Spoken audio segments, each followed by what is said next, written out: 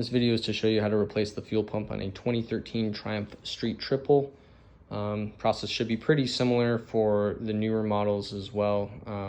Also for the Speed Triple or the Daytona around those years. If you have a little bit older Speed, Street, or Daytona, the fuel pump itself may be a little bit different, but I'll show you that when we get to showing you the fuel pump. So step one of getting the fuel pump out of there is you got to take the tank off. So to lift up the tank, there's going to be two Allen head bolts. There'll be that on this mounted plate, which will be on the tank. Unscrew these guys out of these two holes, and that'll allow you to lift the tank up vertically. Once you have the tank lifted up vertically, you're going to have to prop it up with a piece of wood, either leading down to the airbox or a longer piece of wood going down onto the ground to hold your tank up so that you can work on the three connectors that you'll see.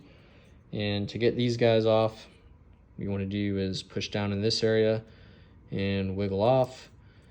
Same with the reddish looking one, push down in this area and wiggle it on off. And this is the trickier one. This is your fuel line. You'll notice how it moves up and down. And so it's going to be in the down position most likely. That's what locks it in. And you're going to have to push up, just like I did there.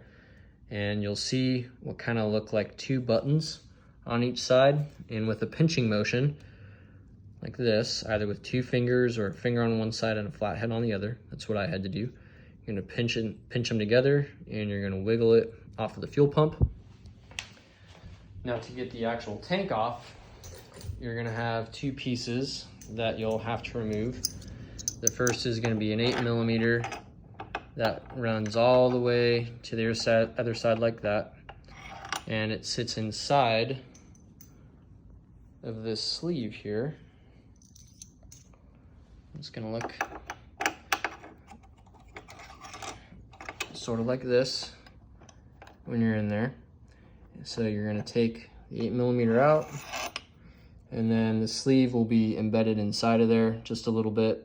So reach in there with a pair of needle nose pliers, pull, and that'll get the sleeve worked right out of there. Once you have the tank off, lay it down on its top where you normally fill it up with gas on a soft blanket. And then you'll have a series of Torx bolts. I think they're size T30 that you'll take off going all the way around. Then you'll take this plate off, and to do that, you'll have to lift it up and over to the side. I'm just not going to do it right now because it's a little bit of a pain, but you might have to wiggle up the fuel pump itself a little bit. And just so you guys know the part number, it's in the white numbers right there. So in order to get the fuel pump out, overall this is what it's going to look like. As you're pulling it up out of the tank, you're going to want to squeeze on the sides. You see how there's a little bit of flex in this piece right here. You're going to have to do that kind of all the way around. This fuel pump is really actually two pieces. So if you're able to squeeze that and gently kind of start pulling stuff out, you'll be in good shape. And once you get it out of the tank, you have one last connector to deal with, which I've already plugged into the other fuel pump. It'll reside in this area right here.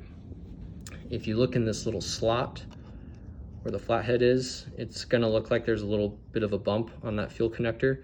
What I would do is, instead of pushing down on that bump and trying to pinch out the connector this way, I would actually go between the connector and the white plastic of the fuel pump, and I would pry it in an upwards motion like this. That's going to help give that little bump clearance to come out of there, and it's also going to help pull the connector out of there.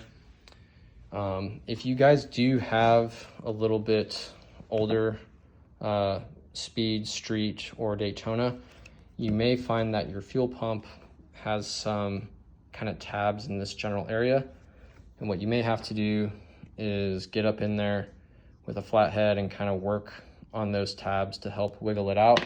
But overall, for the 2013 and probably newer, this is what the fuel pump is going to look like, especially if you got that same part number. It's going to be the exact same thing. And as long as you're doing a squeezing motion to get everything out and lift it up, it actually comes out pretty easy.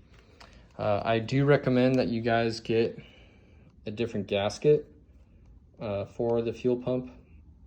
It should be in the same diagram, so you can pull that part number. But this one's in pretty good condition. It's a 2013, it's now 2020, bike has 20,000 miles on it. So you may not need to replace it, but would still highly recommend it. It's really cheap insurance.